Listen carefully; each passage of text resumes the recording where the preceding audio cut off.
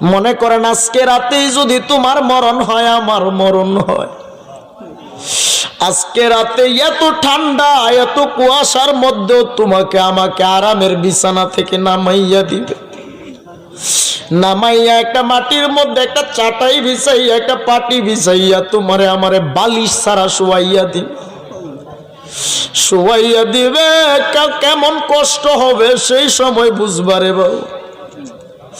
আজকে গুনার কারণে চোখে বুঝি পানি নাই, গুনার কারণে দিলটা পাথরের মতো শক্ত হয়ে গেল।